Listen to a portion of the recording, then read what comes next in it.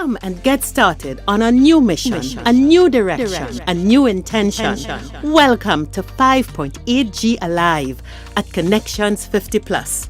I am Terry-Ann Joseph Brathwaite. And I am Jennifer Gibbons Joseph, catering to all your prospects in the third act of life. Economic well-being, social gratification, personal fulfillment. Join us on Wednesday at 6 p.m. on Connections 50 Plus Facebook page, YouTube channel, and on Gael the Caribbean.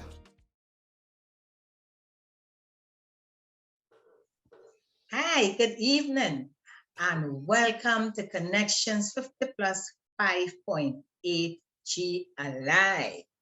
I am Jennifer Gibbons Joseph, one of the co-creators of Connections 50 Plus.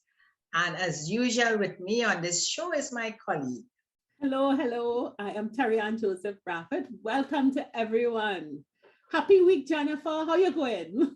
I am doing great. I'm feeling more relaxed. I am settled, Terry-Ann.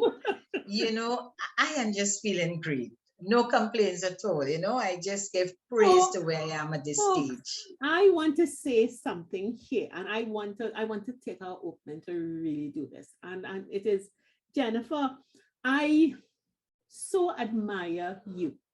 And I've been looking at you over the past 2 months. We've been talking about, this plan. You talk about 70 years old. And people, I want you to really understand what we are seeing in front of us. It is the power of a person who makes a decision and acts on their decisions. And I think one of the most frightening things for most of us preparing to go on to the third act stage is to act on the decisions we know we have to make, decisions that we've made. Jennifer has an asset. Jennifer knew what kind of life she would want in her second of the third act stages. And Jennifer knew it is a time for using her savings. She created the most beautiful duplex. She has one half, which is her 2-bedroom little condo. And then she has a beautiful 1-bedroom duplex. And she could live on either side as she wants to. Jennifer is prepared for companionship, for life. It's a scale that is comfortable. There is no giving up of her quality of life.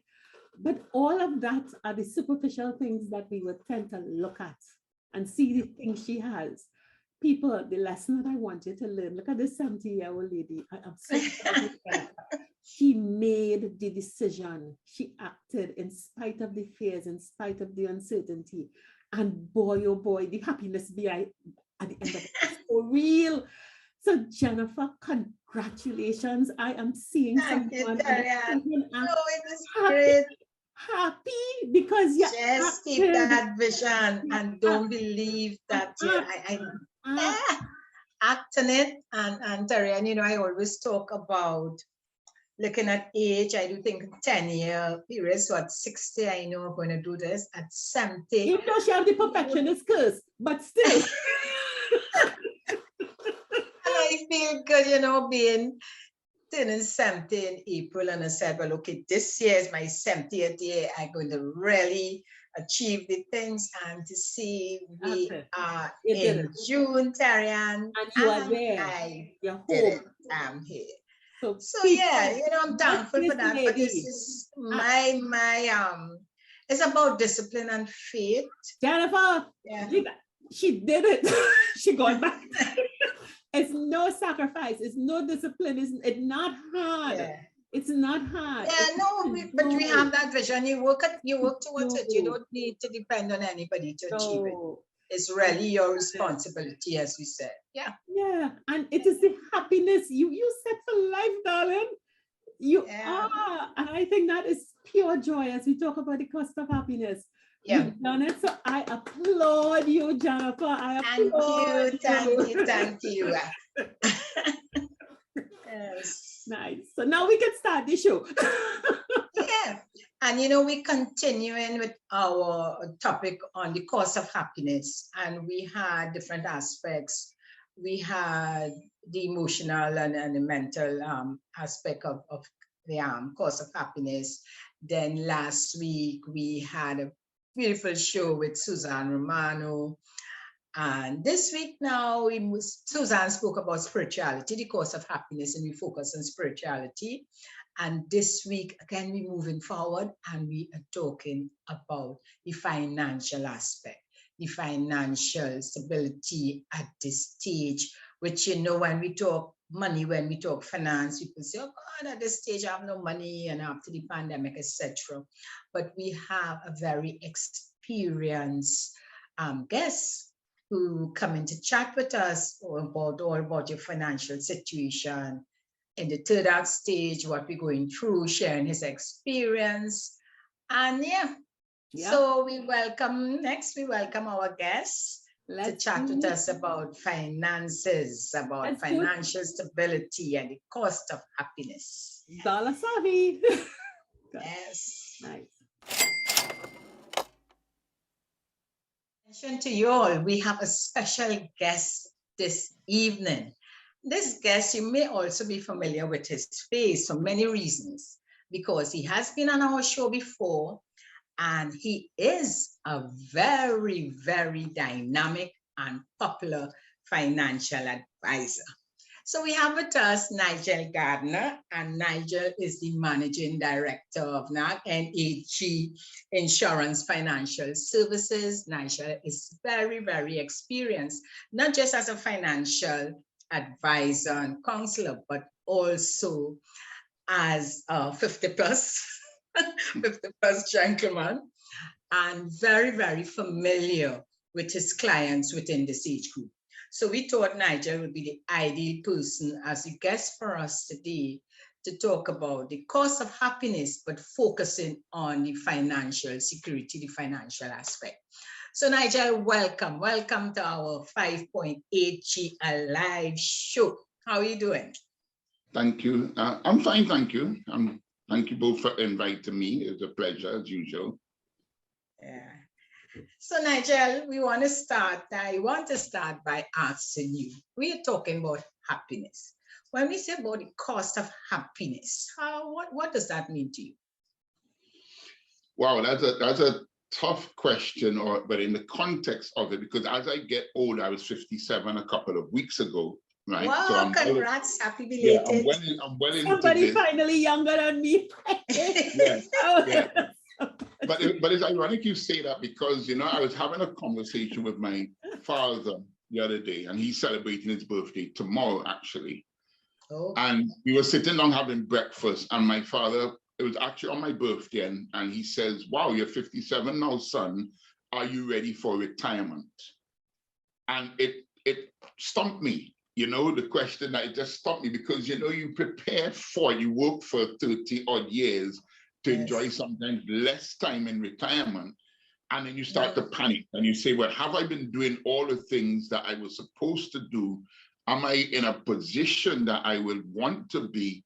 And if I'm not, how am I going to correct it now in the amount of paydays I have? Because I count life in paydays. So if I say I'm going to retire in 10 years, then that's 120 paydays left in which I need to accumulate the wealth for me to be happy.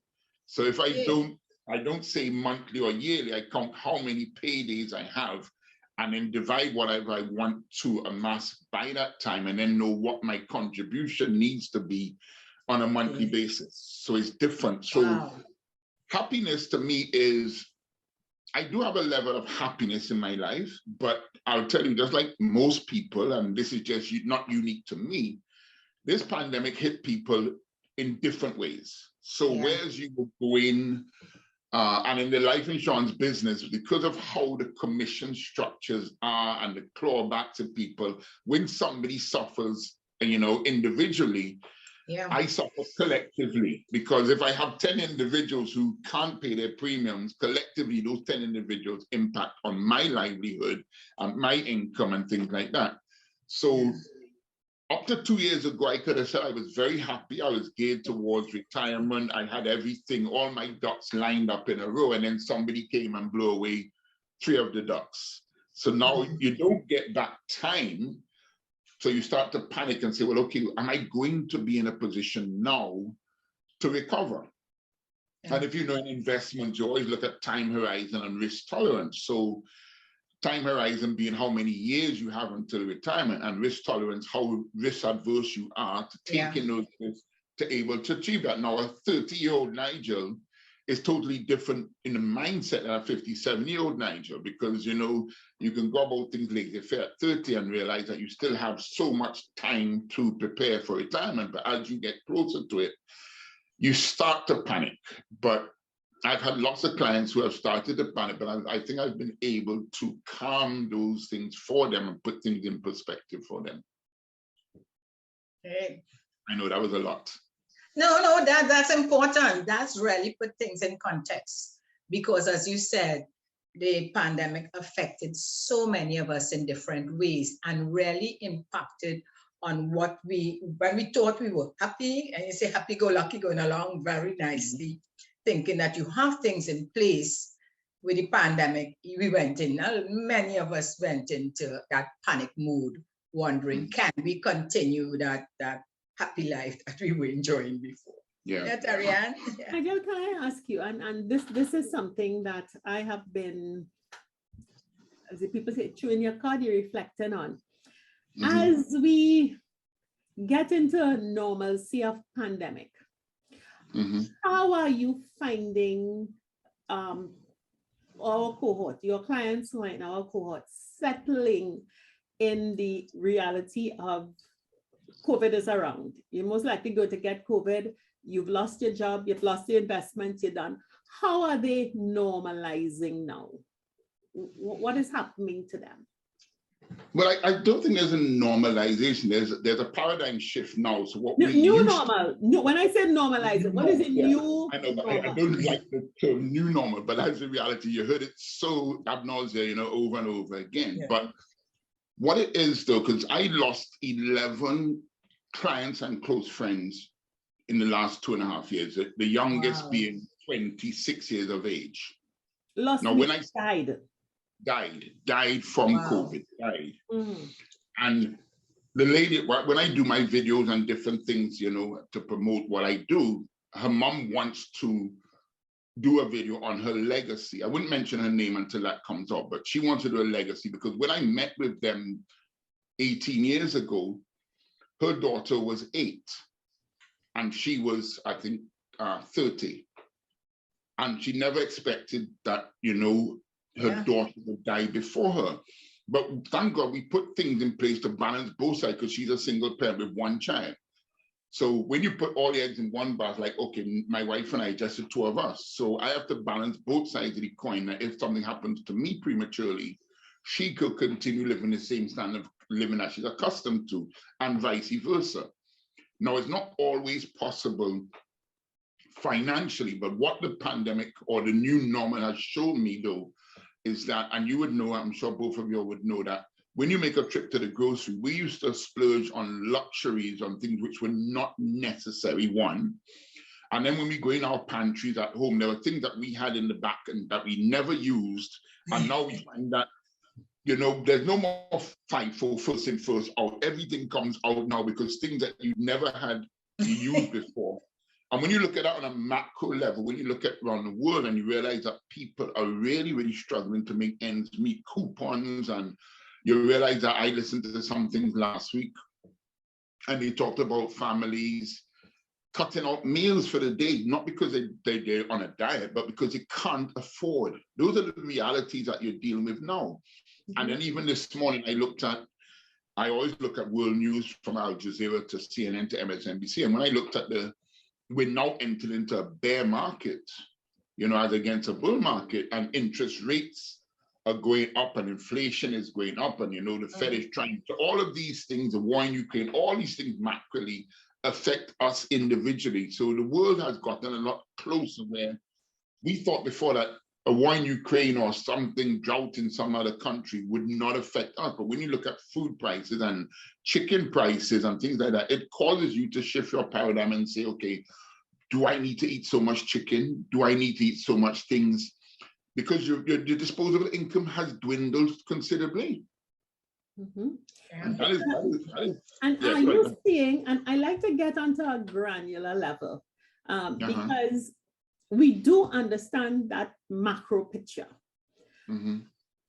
But when you dealing with, and I'm talking about 50 plus, that age group, we are about to begin getting NIS, begin getting pensions. If you had that, you are finishing working, so you do not have the capacity to add to that savings pot.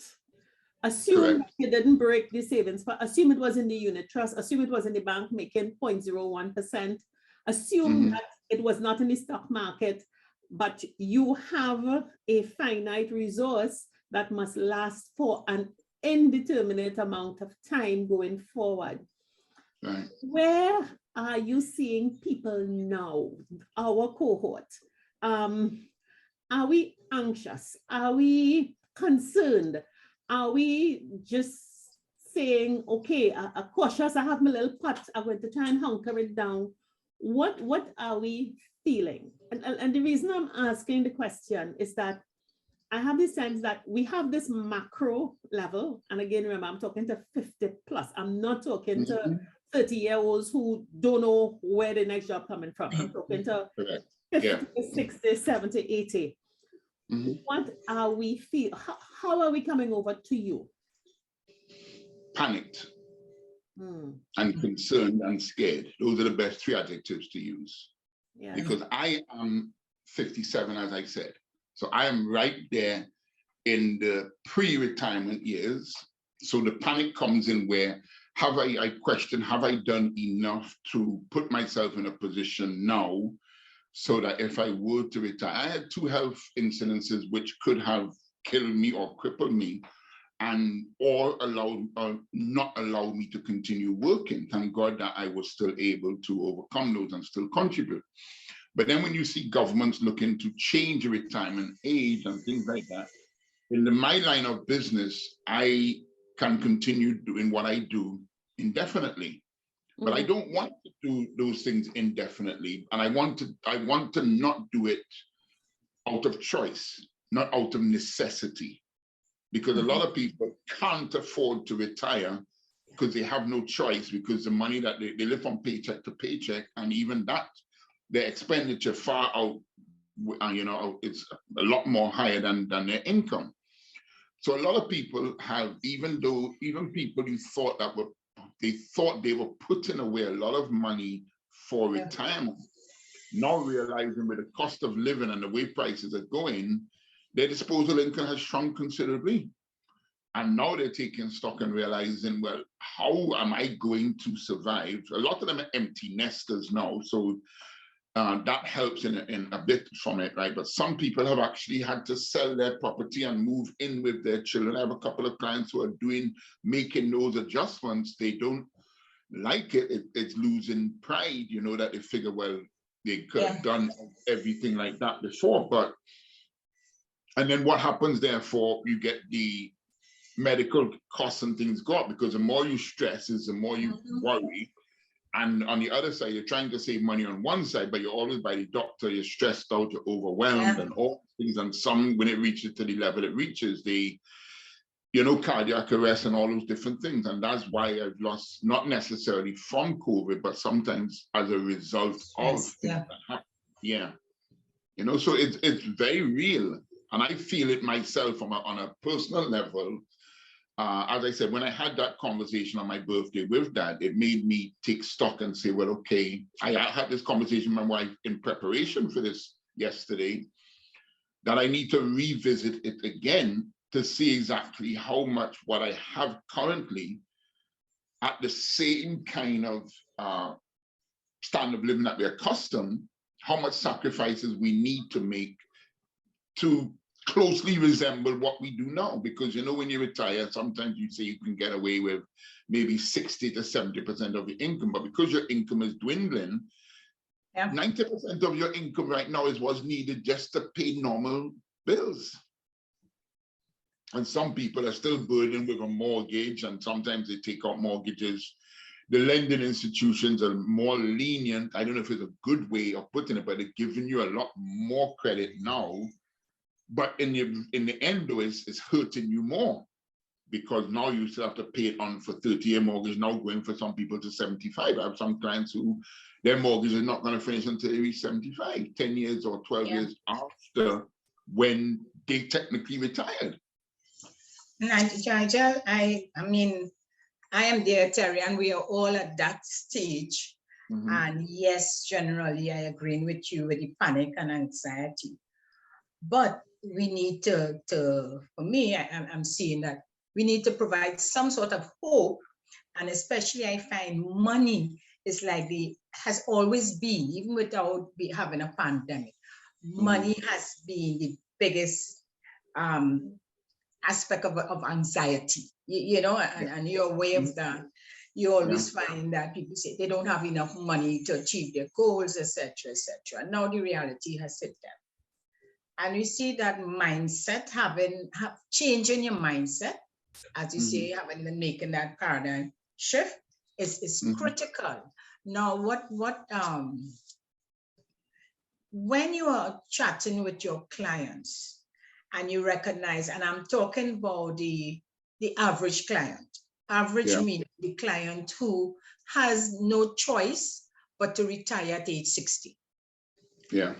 Their income, for those who in the jobs where they're getting a retirement, they have maybe a lump sum and a monthly income. That is fixed. That's not going anywhere. It is not pegged to inflation or anything. So Correct. When you're speaking with a client like that, in this scenario where the figures are real, it's real, but yet still you have to give some sort of hope and show a solution. To give hope, you have to give a solution. What would you say to that average client who know the no more income coming in? They have to just make ends meet, as we say. Well, first of all, you have to let them take ownership for where they are, because a lot of people are in denial. A lot of people are in denial, right? Yes. Then I give them the classic definition of insanity, which is doing the same thing and expecting a different result. Exactly. So we know that if we've reached to this stage now, we have to do something differently. But me telling you that and you not taking ownership to it is just beating my gum if you're not going to listen. Yeah. The reality of the situation is you have a fixed income now. There are things that you have to look at your budget and your expenditure that you have to make now what you have work. The luxury of the pandemic, if you want to say, is that it actually counted the cents in the dollar now, because everybody's looking at where they can save money and where they can, because their disposable income has gotten a lot smaller. I wouldn't tell somebody to panic though, because life still goes on. And you have to manage with what you have and what you have achieved. Time is not on your side anymore. Yep. So you don't have the luxury of saying, let me just increase my contribution for the next 10 years. You don't have that luxury. You have now what you have now, and that's what you have to live on and make it work. But you have to do it with a clear mind and understanding that it's not going to change. You're not going to spend it on $2 on a lottery or $5 on a quick pick and expect to, put everything in that. No, you have to 15 million. I know that somebody won that 15.2 million, and that's one day I did not buy my lotto is when somebody won it. And every week I need normally pay sometime, because I still use the same adage: if you don't have a ticket, you don't have a chance, right? So, but life is not a lottery anyhow. Life is a reality. And this is what the hand that you are dealt with. And when you play cards, I always tell people, play for what you see, not what's in the deck, because you don't know what's going to come. So you have to play the hand that comes to you. And I've had some clients who, I don't want to use the word 1%ers, but I could use it because it's just a terminology that we use, who thought that they were very, very safe and secure. Yeah. But they realized that their job at the time afforded them the lifestyle that they now have reached, and now they don't have that income. They can't afford to sustain it for any period of time. So when I have people who come into retirement age, we look at what the nest egg is now and what adjustments in depth is not now. You can't put it on the back burner and say, well, let's leave it. No, now is now. Yeah. Today is today. And you have to address the reality of the situation today. Nigel and Jennifer, if I could, and you Sure. all are from the financial advisory background. And I want to posit that so many of our cohorts, us, this generation, this tail end of baby boomers, we who are entering 50, 60, 70, 80, we have had this, you know, and we had our show with Gregory Maguire way a few months back. He explained that we lived on the rising tide of a petro economy, largely in the Caribbean. However you were, you lived on a rising tide. And a lot of what we call our lifestyle was gotten from subsidy. Somebody subsidized it heavily. We don't know the true cost of the life that we live. You didn't pay the true cost of your education. You didn't pay the true cost of your health. You didn't pay the true cost of a lot of stuff. And even though we are, I'm speaking plainly, even though we are intelligent and we know that work life is work life and retirement is retirement. When insurance agents came to sell me insurance when I was 20 and 30, you all said, you have to accumulate now because when you get to the payout, it will be about 60%, 50%, and you make your adjustment. You all told me that you will have certain costs that will not be recurring, that will help to balance and stuff like that. So be prepared for a change. But what I'm finding is that we, our cohort, we still holding on to the second act, the status of that life, the luxury. It's as though you're afraid to go onto another stage and have another light shine upon you. And the anxiety and panic and being scared is not because, and I know some people have lost all, but I'm not talking to that person. It is not because you've lost all. It is because you've reached this stage of adjustment and you do not want to adjust. Yeah. You are not facing the reality that your back bad, your knee bad, your head bad. You're not facing the reality that you cannot have steak every day. You're not facing the reality that you can't buy bottles of wine and all these packets and that you have to eat little and live long.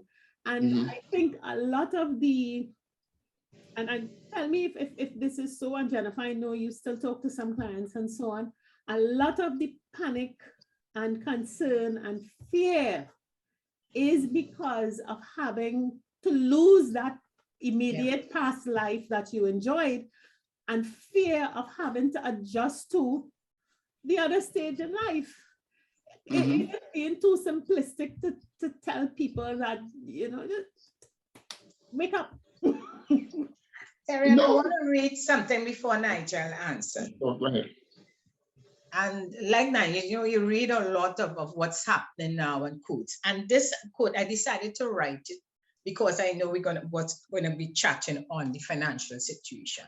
And it's a quote from, it's an online to the platform, and they're talking about awareness of success. All right. And I thought that tied a bit into the cost of happiness. And it says here, this is a quote, I quote, if you are not willing to downgrade your lifestyle for a year to have a lifestyle you want forever, you care too much about what people think. And I think this tied into what Terry-Ann just said. And it is a fact. And this is a foreign, this is a foreign platform here online that I would follow. And this ties in, it is exactly what Terry-Ann is talking about, Nigel. So you could just go ahead and respond, Nigel. I just thought I should bring that in at this stage. No, it is. And both of you are correct. And what Terry-Ann said is, you know, the denial that we have, one, and the fear that, you know, everything is put off to the following day, well, I do this next year, I do this next year, and then next year's run out. And it creeps up on you and you realize, wait, I could have done, every year I procrastinate. Every time I say I'm going to do this, but I use sometimes the M&M saga, which I tell people is that M&M started big, big, big, and then it went down to bite size. And I realized that you will choke if you try to swallow a big M&M. So you have to take things incrementally in bite sizes and move up.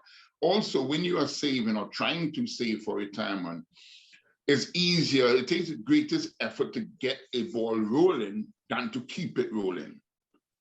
Yep. Okay, so a lot of people, the big thing about it, let's start this today and then let's work out what we're going to do. And every year you revisit it, because a lot of people don't, I know from both sides of the coin, people say that they don't, their financial advisor comes, sells them somewhere and never see them again. And then there's the other side of it, that when the advisor calls them every year to look at where they are, to make the incremental adjustments that you need to, they don't do it, right? Your car will break down if you don't have your car serviced on a regular basis. And the older it gets, is the more is likely it's going to break down, and is the more you have to service. So if you use that same adage and compare it to your life, as you get older and your finances, it's the more you need to be looking at it, it's the more you need to tweak it. Otherwise, if the whole heart attack or the engine breaks down on one side, it's a whole engine has to change. Or if you have to, your human side is a heart attack or a stroke, which is equivalent to your engine room, then it's catastrophic. The cost far outweighs for that one incident. If you had done the preparation over the time, you'll be more prepared for it. And then, and you're quite right when you said that what other people think, because we all live in this land of the Joneses, and if I have a new car, my neighbor can afford it. Yeah, or I could be seen in this place or this fete or whatever, and it's not that I can't afford it, I just make a sacrifice, but I'm not going to eat this week because I want to buy this costume, I want to do that. All of that is just posturing and just, gimmicks. One picture for 1 second, one picture. For 1 second, correct. Exactly. So you save for one crossing of the stage or one thing, and then you're sucking salt, as they say, for the rest of the year. When you get older, you realize that you also get smarter, or you're supposed to be smart. We hope, right? We hope. But those are the realities of the situation. You know that a lot of the things that we do is based on the optics of it. Yeah. And somebody's gonna say, "Well, you're the big time financial advisor. Why he's suffering like that?" Or if you're not driving the right car, they say, "Well, if you're not driving a Mercedes, then you're not successful." No, I'm prudent, and I realize that I don't need to spend on a material thing. I could spend that same I think I saw an ad once about a Gucci bag as against an ordinary bag, and they said it carries the same amount of money, or the purse carries the same thing. So why have a $500 purse to carry $30 when you can have a $30 purse and carry $500? And I want to put a plug in for those who like $500 purses. I am one of them. If I have $500, but you can't have a $500 purse when $30 in your pocket. Right. Yeah. So if you can afford it, there's actually nothing wrong with it, because you have prepared for it. Yes. But there are people who live this fantasy and live in the optics of it who can't afford it. And these are the realities. So I remember it was actually an previous HR manager at Guardian Group, who retired after 31 years or something, and still for 5 months after found herself in the office every day. Because of habit and the fear. Now, what am I going to do? Now I have 24 hours in a day. 12 of them used to be in the office. Now I have to find what do I have, and it's scary. And these are the things that happen when you reach the retirement age. And it's not necessarily that only that the money is dwindling or going to start to dwindle. It means that there's no money coming in. And that was always you won't. Can we change that conversation first? Because Jennifer and I spoke about it. Let's not say dwindling. We accumulated for 50 years, 40 years. You are 60. 50-year-olds, this is not for you. All right? You are 60. You're watching the big stack of money. Right. whatever it is. Your stage now is to begin depletion. You Right. have to begin to spend it. So I think every one of us needs to first check in with two people, your financial advisor and a psychiatrist, to Correct. get your mind switched to, okay, going forward, has someone to help you think 5 years down the road, because I think there's a 5-year transition, is a swamp that you have to pass. It's every creepy crawly monster is in that swamp that will jump at you and swallow you whole and suck your life. But you've got to see, somehow get up on a height and look 5 years beyond. How am I going to live? Who am I going to live with? How am I going to eat? What will be fun for me? And what will that cost? And then help to set out, this is what your budget is like now. You must have wine, you must have steak, you must have flowers, you must have a holiday every year. But further down the road, you eat steak once a month, you're sitting in the porch and tending your plants is fun. Inviting a friend over to chat is fun. And you will see that you can make do with less, and you can have joy with less money. You know, money is just a facilitator of life, but everything that you do in life that brings joy and happiness does not necessarily cost a lot of money. I think we need mental counselors to help people not think about tomorrow, because tomorrow is too attached to today and yesterday, but think about 5 years down, when I'm 55, when I'm 65, what is that life, so that you can start planning for it. Because it is not a dwindling of resources. It is, how do I spend the resources I've accumulated to maintain a redefined quality of life that doesn't require me to be a working professional. Carry on. Well, let me talk as a 70-year-old Nigerian, right? Who has been through and who have the experience, of course, coming from the financial sector. Terry, and I find it is not a normal advice. No. You hear a lot about the savings for retirement, putting aside a nest egg for emergency, etc. That term means that you're going to spend that money you save. And that is not when you look, and we're looking at the different stages. So, you know, a 60 you accumulate, so you're just holding on, you're not taking any risk. I look at 10 years as against 5 years, right? So I would say between 60 to 70, you train that, oh gosh, you don't even want to liquidate what you have. You're just holding on because you believe that in holding on, that you're keeping your wealth. You understand? So your wealth in that, those who has property, etc., they hold between 60 and 70, they're holding on to it.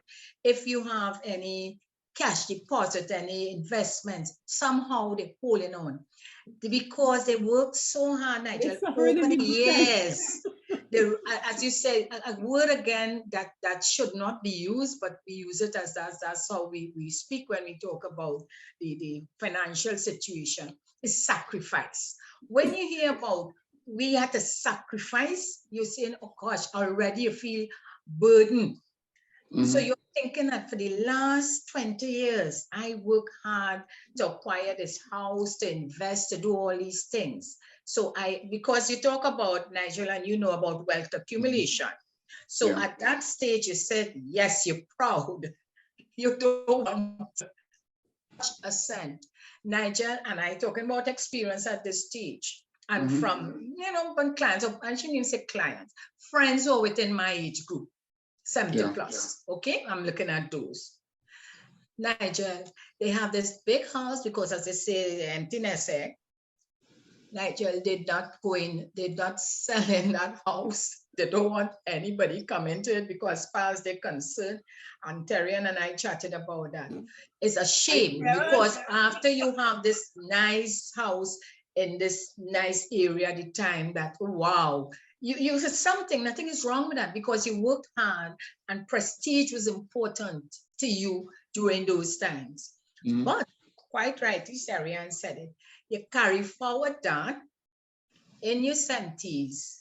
When, listen to me, you need that cash for medical reasons, for pain, for all sort of self-care, for a lot of things. You need the most amount of money at that stage, at the 70 plus, than before. This is the time to really look at liquidating, getting more of the acquiring the things that you need. So for instance, Jen, one thing if I could just stick in. sure. The house fitness for purpose. The big house was for the 4 children that you were raising. You needed it over the last 30 years to raise the children, and now the children gone. They might Even that. They're not. And Nigel spoke, and we are talking to those who really thought they worked hard and they accumulated wealth and prestige, and that we will have been driving a certain type of car, and because of the job you had before could have afforded it. Nigel, it is very, very difficult for that group of people, or I shouldn't say that group alone, because even those anyone who had saved hard to get a little house, or they like saying a house and the car, and, you know, make up that. At this stage, telling them, listen, you see that house you're living in, that you work hard for, that when people pass, they admire you because you have a beautiful home. Give it to the the downsize. The downsize is a change of mindset. Terrian said about 2 persons, a psychiatrist, and I think I would say no. Yeah. As a financial coach, you need a coach. Seriously, need a coach, not a psychiatrist. You know, I mean, Terrian just said that. Not a psychologist neither, because it is not a mental problem. It is a habit, and what you learned to do. You need coaching to release. I'm telling you, I have some friends there who did well. You see, changing that car to more comfortable, getting the nice fancy car, Nigel, with your arthritis and all that. Let me tell you, the car's too low. You need the cheaper car is a better car, you know. No, I'm glad so these are the things. It's a change in the advisors, I must admit, Nigel. The advisors, because of lack of experience and past and history, do not talk about what Terrian is talking about. The releasing and getting rid of those assets that but you also said something which is most important, which is the mindset, because I've had people who come to me for advice and say, Nigel, you're 57, you're closer to my age. But I had somebody who just came into the business at 25, and he or she doesn't know anything about life. So how can they tell me what to do with my money? Now, a 50-year-old, a 60-year-old, a 70-year-old has a different mindset. But what is very, very hard, it's hard for me to walk in the shoes of a 70-year-old because I'm not 70. It's hard for me to understand a 25-year-old. 60% of the workforce now is made up of millennials, right? But I have to learn how to talk to a millennial from an end of the baby boomer region, you know, because my language has always been different than what they are, what is their experiencing. So going through it, they're in the computer age, everything. I asked somebody the other day, what's your mom's phone number? They went in their phone to look for their mom's name to know. I said, I have numbers of family who I can remember, like every single phone number. We had no WhatsApp, you had no this, you had no that. So it's a mindset. I don't know if it's the psychological part of it, but I think people do need to have a grounding or something that balances them, because when they start to panic and they realize that when I was 30, I was supposed to do so-and-so, and I delayed it. And then when I reached 40, I said, well, I still have 25 more years. And then it creeps up on you. And then when you actually reach to the age now, I had this discussion with my parents. They just celebrated 60 years of wedding anniversary a couple of days ago, right? And I watch and this is a fact, so it's not an untruth, I'm telling them, because I went through it. I had my own health issues. And having a 3-story house, they're looking at it to go up and down those stairs. You come up once for the day and then you go back down for the day. So exactly what Jennifer was saying, all of us have left home. I'm the only person who lives in Trinidad and Tobago. So you need to maybe have a ranch style house, which is one level, which makes it much easier for you to enjoy the finer things that you work hard to achieve, rather than installing a chairlift or elevator or all these different things. But it's hard to let go of those normal things that you have, not because there's another neighbor up there who sold his property and he decided that, okay, he worked out, he said, okay, if I'm 80 and I'm gonna live to 100, that's 20 years again. And if I go and get a nice rental and I sell my property for 7 million and I rent in for $10,000 a month, over 10 years, I still 1.2. I still have 5.8 million, which I can give to my children or create my legacy. So he is holding on to his wealth in a more smart, logical way. But that is not the average thinking of the average person. Wait, let me give them one thing that happens to them as they hold on to that wealth. You stay in that house and you see all the money that you save up, you pay it out every single week to help people who then occupy your home. That's happening to my parents right now.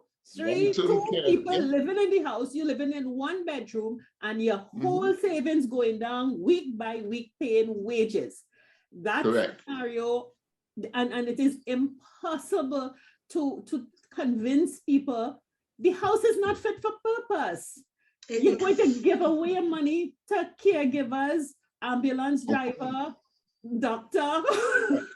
But you are saying that now. But when you reach to that age, you might say the same thing. No. Nigel, and that is where, Nigel, and that is where, let me say though, Nigel, that is where we at Connections want to change that mindset, because we lived it. Terrianne has lived it. She's living it through her parents. I am living it as an example, understanding and making the decisions. I understand though, I mean, we came from that era. I understand the accumulation years, how hard it is. I understand us wanting to really enjoy a quality life. I have a friend, Nigel, and I know your parents, how beautiful the tree level. You get a view, the view all wrong. I mean, you can't. But they'll have to, you stop there as they say housebound on that level, with you know, it is not easy. But the thing about it is, we are not saying not to enjoy a quality life.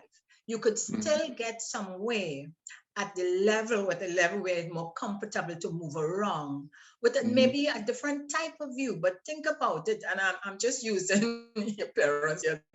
Think about it. For the last 30 years or so, you enjoy the view and the entertaining friends, and everybody enjoyed where you are. This is the time now to release that and look at a different type. Now, I know, Nigel, I have friends in that similar situation as your parents who worked hard. Not just that, the car, and I'm saying they would complain about getting into the car and driving, and I'm saying, change. It is not about money, Nigel. No, it's not. The money save up. The money save up. But the money is saved, Nigel, for this time. But we are not trained. We have not been taught about that releasing and letting go. Correct. We have not been taught. Let me just say one thing too, and you're chatting with a friend on it. The thing is, they're not ready to release the money or their assets to the children as yet. You understand? So, and they don't want, and this is serious in Nigeria, I'm sure you're aware of that. They don't want their children to know how much money they have. So so in emergency now, they don't know how to share the scale. So we really need to look and change, Nigel, in your position as an advisor with your company and doing your videos, and congrats on that. Need to put in I mean, we do it at Connections, but we need to spread the word out there Sure. more, that that stage is not a stage to hold on and keep accumulating nothing. I agree, and I will start to use that approach, and I'm glad you said that. More, because a lot of my audience are around the same age. But you brought up important point there, is that you hold on to all of these things for show, as we say, right? But every single week, every single month, somebody in our group dies. So you're holding on to this house of this to show to who? To show to who? Because there's nobody. Your most important time that you see people on your reunion is at funerals. And I know it's a path we all have to walk, but again, the mindset, is to move from that paradigm shift to the enjoying the things in life. Yes. And you did raise an important point, Jennifer. It's not, to me, being a financial advisor and coming from a family that was my father was a financial advisor, it allowed me to see a lot of things differently than the average person would allow them to see, right? So I do believe it's not necessarily on holding on to what you have or don't want to disseminate your wealth and things like that. But sometimes these are the only things that we, as we get older, have to hold on to. It's not that. And I remember a thing very, very, when I first met my wife, Nisha, 29 years ago, right? My parents had kind of, I wanted to say, for want of a better word, every female I brought into the house, they were I call it interrogation.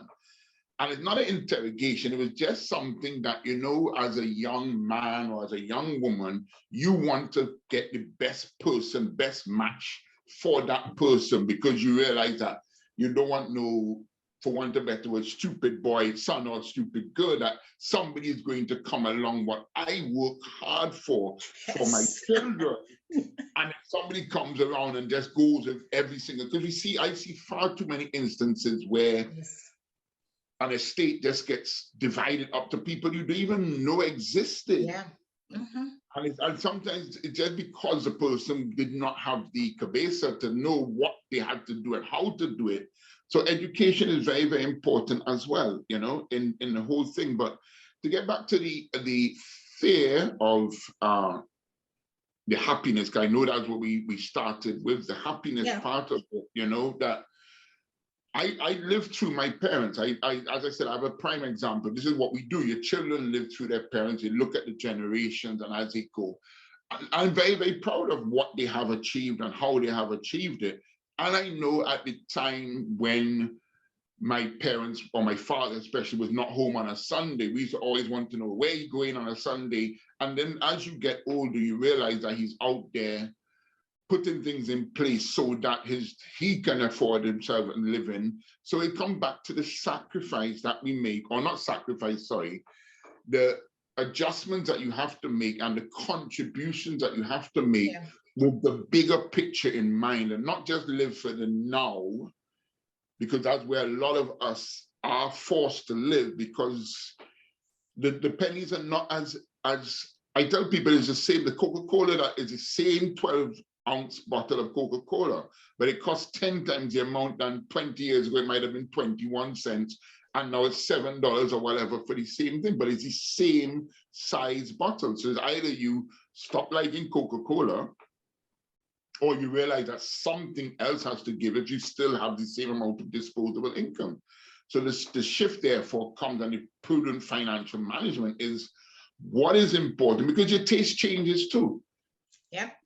As you get older, your taste changes, and okay, you should be lobstered out now or steaked out now, that you had enough of that in your life, that you can only have it maybe on special occasions and things like that, because now yeah, exactly.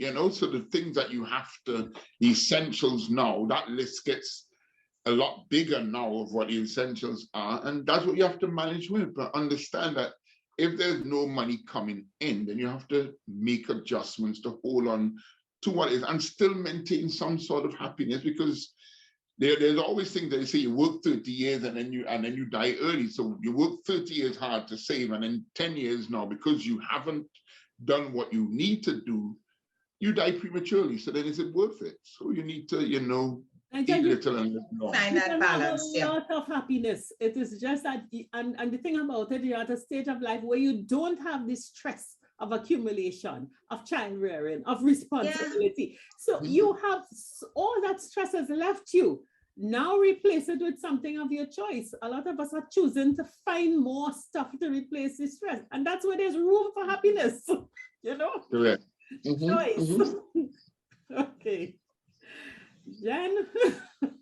Yes, I think we will keep Nigel. I mean, how long have we been chatting with Nigel, right?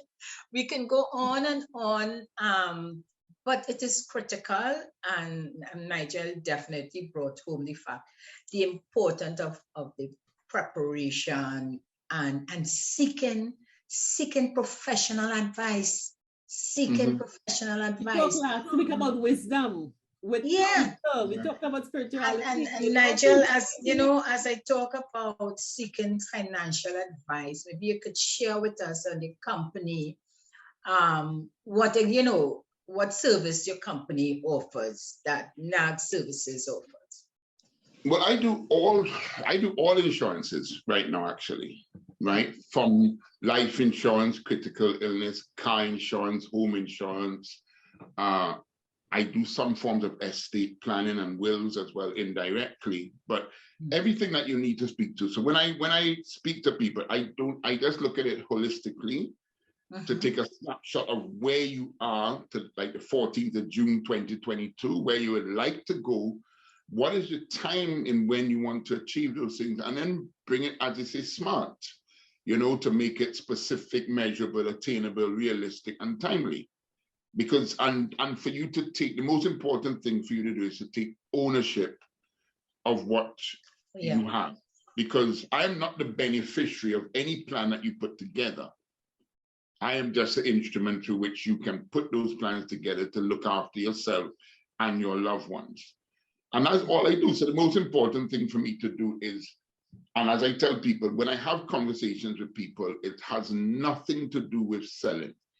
It has a conversation to get into your head or to find out where you are, because I have no shame in saying that, you know, before you used to think a psychologist, when you had a psychologist, you were crazy. You're not. It's just that you have a lot of moving parts that you need to put in the order that they need to be in, so you seek their advice.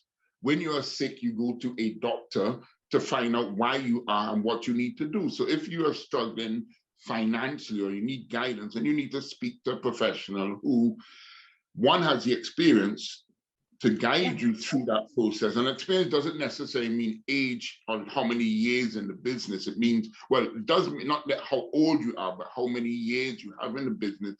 Because you would have gone through one pandemic, you would have gone through world wars, you would have gone through a lot of different things that allow you to adjust. So that's what NAG does. We just sit down with people, all ages, all walks of life, and just have a discussion to take a snapshot, as I said, of where you are and where you would like to be, and how I can therefore assist you in achieving those goals. And that's what it is in a nutshell.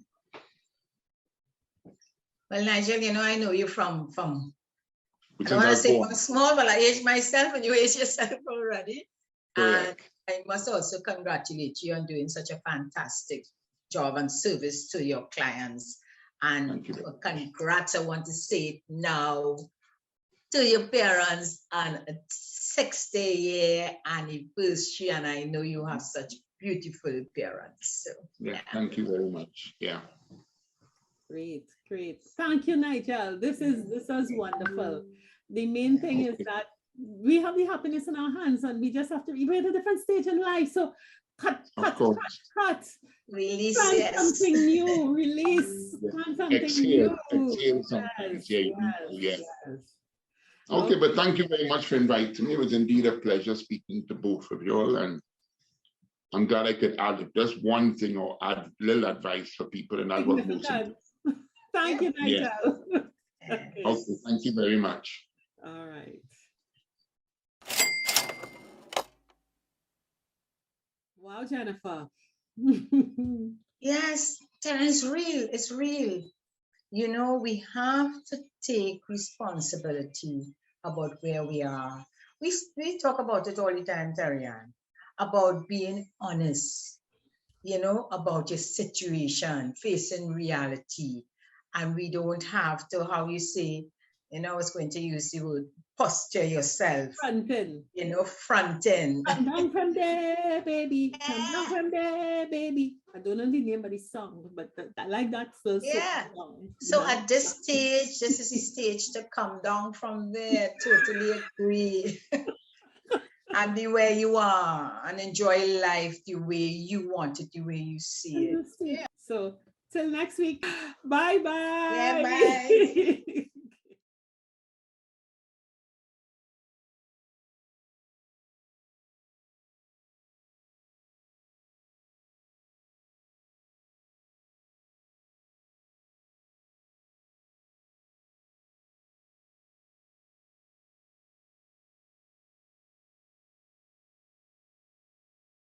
#50 Plus Tribe and follow us from Trinidad and Tobago and the Caribbean. Thank you for joining us on this Connections 50 Plus 5.8G Alive show. We hope you enjoyed the lively conversation and look forward to seeing you next week. Don't forget to like our Facebook page and subscribe to our YouTube channel. We really love getting your feedback. Bye for now.